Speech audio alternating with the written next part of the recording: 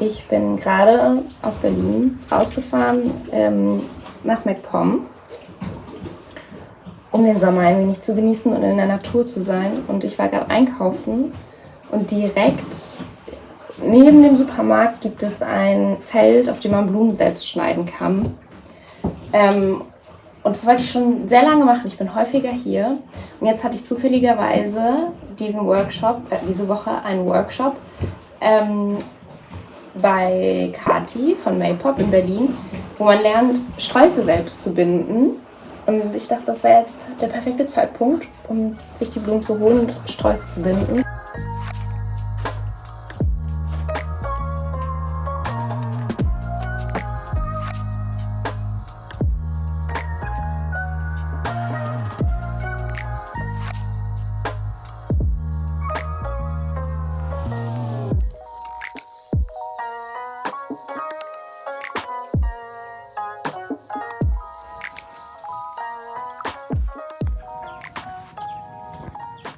Ich habe gerade gesehen, dass hier einfach schon so viele Brombeeren reif sind.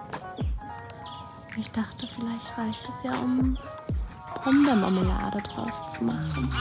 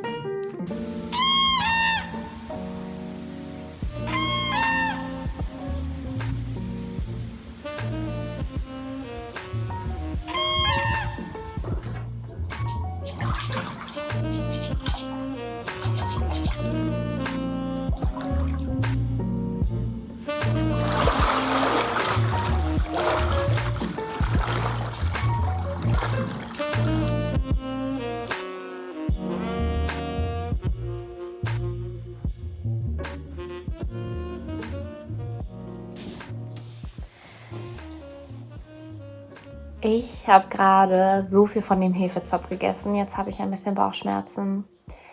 Und brauche eine kleine Pause.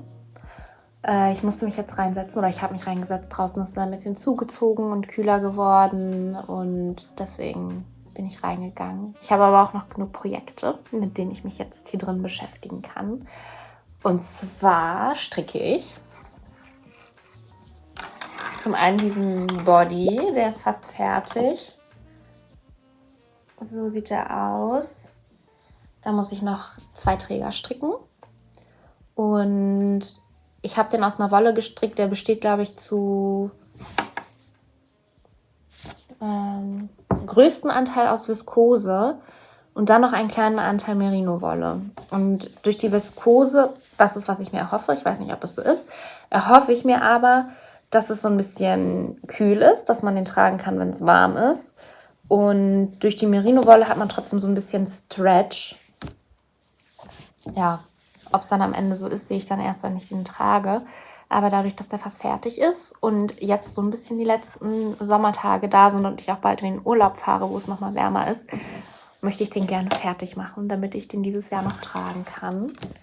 Dann stricke ich noch einen Polunder / Slipover. Der sieht so aus. Da fehlt noch das Bündchen. Und der bekommt einen Rollkragen, also auch eher wärmer und ein bisschen dicker. Und dann stricke ich noch einen weiteren Pullover. Oder eher so einen Longsleeve. Hat bisher aber noch Zero Sleeve. Und der ist ganz schön, weil der ganz dünn ist und ich glaube trotzdem warm. Das ist so eine Mischung aus, ich glaube, Seide, Wolle und Kaschmir, ein kleiner Anteil, und ist ganz weich. Und aber auch so ein bisschen flusig. Ich kann ihn sehr empfehlen, auch als Substitut für Mohair, wenn man das nicht so gut an der Haut tragen kann, weil es so kratzig ist. Da habe ich nämlich schon einen anderen Pulli draus gestrickt aus der Wolle. Das liegt aber schon ein bisschen länger auf Eis und meine Hoffnung ist, dass ich vielleicht die anderen beiden Projekte schnell fertig mache, solange ich noch hier bin und dann nämlich nichts anderes mehr habe, was ich jetzt hier stricken kann, also was ich neu anfangen kann und dass ich dann gezwungen werde, an dem weiter zu stricken. Es macht nämlich leider nicht so viel Spaß, weil es ganz schwarz ist und auch man nicht so viel machen muss, nicht so viel passiert währenddessen. Aber es ist eigentlich ganz gut, um nebenbei was zu gucken oder sich zu unterhalten oder zu mitnehmen.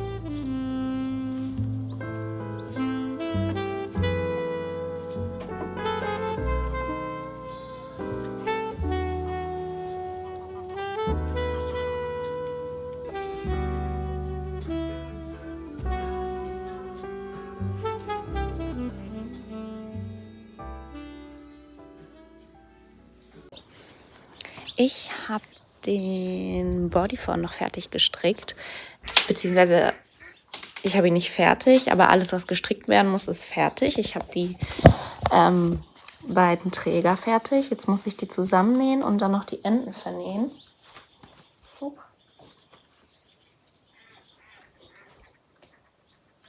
Tada!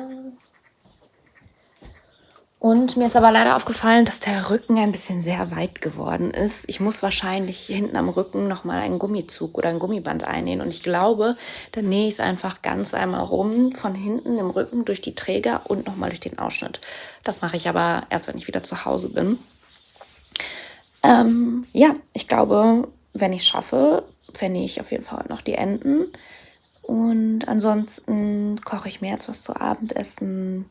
Werde dann vielleicht noch ein bisschen lesen oder was gucken und dann gehe ich auch schon ins Bett.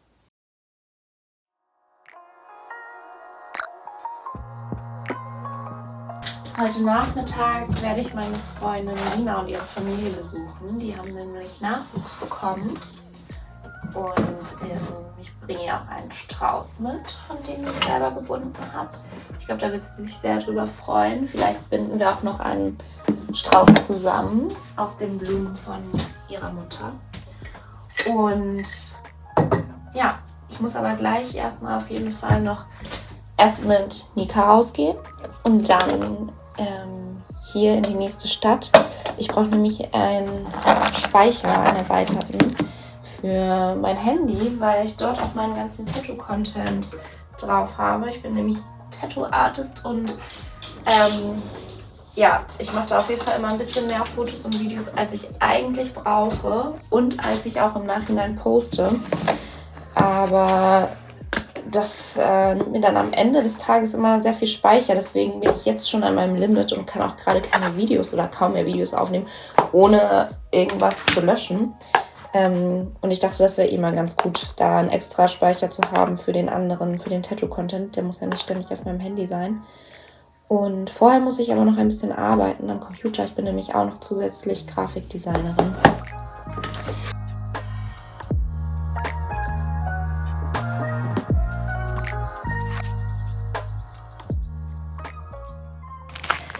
Es ist ja aktuell anscheinend mein Hauptinteresse, Sträuße zu binden. Und mir ist eingefallen, dass damals, als ich in der Schule war, ich glaube in der 7. Klasse oder so, dass man da so einen Berufsorientierungstag hatte. Und wir, ich glaube, bei der Arbeitsagentur am Computer Tests gemacht haben oder machen sollten, in denen dann herauskommt, für welche Berufe wir uns eignen oder was wir mit unseren Interessen später vielleicht beruflich machen könnten. Und ich weiß noch, dass bei meinem Test Floristin rauskam. Herzlichen Glückwunsch zum Babyhund. Oh, hallo? Die sind auch für dich. Oh, danke. Krass. Hallo. Ui. Ach, ja. Mach das ganze Flusenzeug hier mal raus. Oh, ey. Das war ja süß.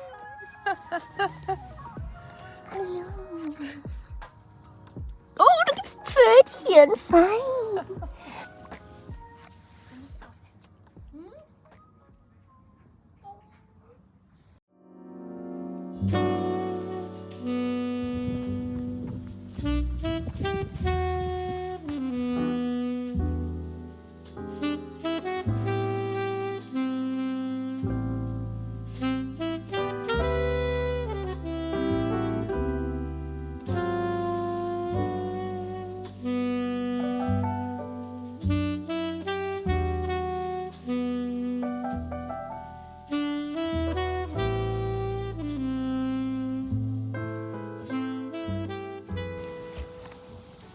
Ich habe die Tage auf meinen Spaziergängen schon entdeckt, dass gerade echt viele Holunderbeeren hier wachsen und reif sind.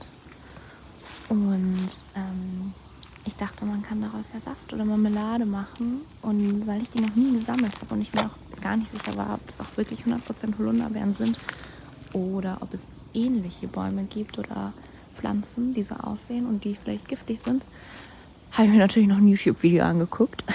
Und man erkennt daran, dass es eine Holunderbeere ist, dass sie sehr hoch wächst oder wachsen kann und dass die Beeren selbst nach unten wachsen. Es gibt nämlich noch eine, ich glaube Zwergholunder heißt der, und da sind die Beeren oder die Pflanzen kleiner und die Holunderbeeren wachsen, die Zwergholunderbeeren wachsen so nach oben und die sind nicht essbar. Und diese hier sind auch giftig, weil man die wohl nicht abkocht. Das mache ich dann noch. Aber ja. Ja, jetzt muss ich meine innere Aschenputtel channeln und die nicht reifen aussortieren. Und die Reifen packe ich dann hier rein. Mal schauen, wie viel überbleibt. Aber irgendwas muss man ja machen.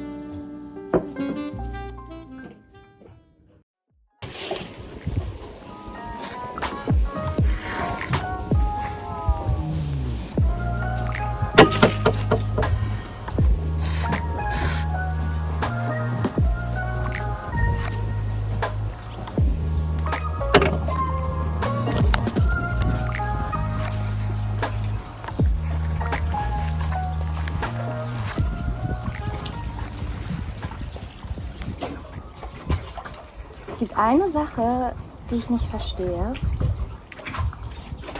Wahrscheinlich gibt es viele Sachen, die ich nicht verstehe. Aber eine Sache, über die ich gerade nachgedacht habe. Und zwar war ich gerade mit Mika spazieren, hier oben im Wohngebiet. Und dachte irgendwie daran, dass die leben, wo andere Urlaub machen. Und dann dachte ich aber, naja, ich lebe in Berlin und da machen ja auch Leute Urlaub.